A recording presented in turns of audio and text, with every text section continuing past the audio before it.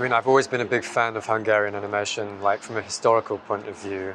Eastern European animation in general is a big influence for me. But I learned a lot more about Hungarian animation when I was studying on Animation Sans Frontières, the course, and I did the module at MoMA, and we learned about Hungarian animation. And then in terms of contemporary Hungarian animation, I was on Animation Sans Frontières with Vác Péter, and I got to know Réka Bushki and Luca Tot and all those guys. And I think for me it's like a really exciting, vibrant scene with a strong history, but there are contemporary animators who are really sort of pushing the boundaries of animation, and MoMA as a school obviously has a big part to play in that sort of artistic exploration. But yeah, it's the work that's been made is super interesting. I think Hungarian animation has like a really unique voice in itself, and I always love seeing new films that are being made by contemporary Hungarian artists.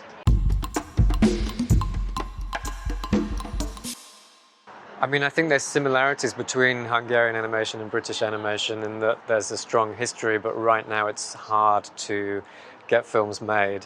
There's not a huge amount of support in the UK. It's changing a little bit now, but for a long time, like, independent animation wasn't very resourced or financed. There was little opportunities for kind of getting that sort of stuff made. And I think, like, kids animation obviously is a big business, and advertising is sort of well established in the UK, but making like independent films, art films has been sort of low on the radar for a long time, but now it's changing. And I think the British Film Institute have a new fund which is helping filmmakers make stuff. So outside of the big companies like Aardman and Studio AKA and Nexus, then there's stuff being made, but also now with streamers there's things happening which is kind of a little bit different and playing to like more adult audiences. So The House that Nexus made with Netflix, that was like, it feels like a good kind of step in the right direction in terms of like pushing animation into different,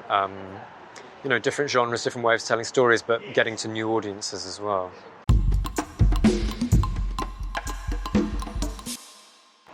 Stop motion is what I love and it's what I do, but I think it has a very unique, sort of quality as a technique, but as a storytelling medium, it sort of has this poetic, metaphoric sort of space that it operates within, but it's also very, tactile, and we feel there's like an experiential quality for us as we watch stop motion, that we're drawn into the textures as well as the sort of poetics of the storytelling.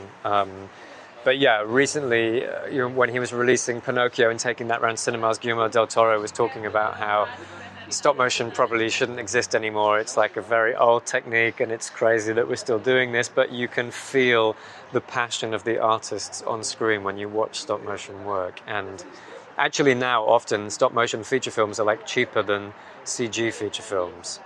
If you look at kind of, Hollywood budgets. So it's not, there's a sort of myth that it's, slow and expensive, but a lot of the work I've made has been relatively quick to shoot, especially with commercial work in music videos. So I think there's myths about stop motion which we can bust.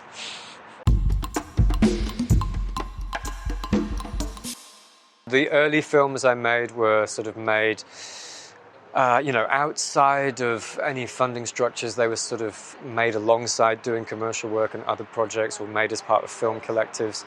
Salvation Has No Name, my last short film, that was really like the first proper funded short film, and that was a co-production between the UK and Czech Republic and France.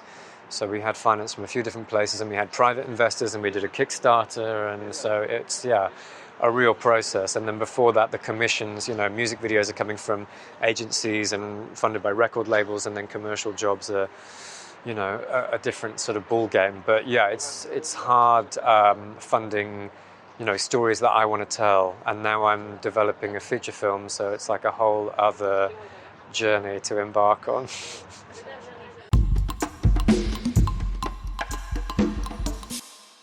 Industry-wise, nothing's really changed. I mean, I think the big revolutions we've had have already happened in terms of like drag and frame software, being able to capture images through the camera and put them straight onto the computer, and automate lighting and motion control. And obviously there's always like developments with mainly around those things, around cameras, lighting, and motion control. But the way that Peter and I make our work is very like hands-on and traditional. It's like painting and paper and, you know, old school sort of techniques. So I think, you know, there's always changes that I personally have in my films, little developments of techniques and things and refining the methodologies. And as you're kind of pushing for more like comprehensive character performance, then I'll sort of find ways of, making the costumes in a different way or finding different ways of expressing the characters. But I think in general, you know, stop motion, there's sort of certain techniques that we use over and over again. And I guess the big thing now is finding how we do things with more of a green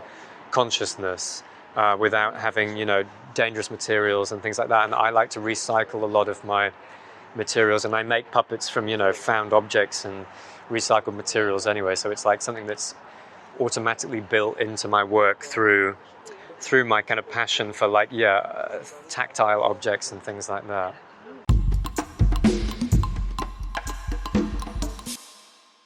It's great. It's very nice to be back. I'm a big fan of Budapest in general. Like I said, I studied here for a bit on Animation Sans Frontières at MoMA, and it's a city that has a strong, an important place in my heart. And I've worked here, you know, a lot over the years, coming back and teaching and doing workshops and doing work with Peter. So it's a place that I love to come back to.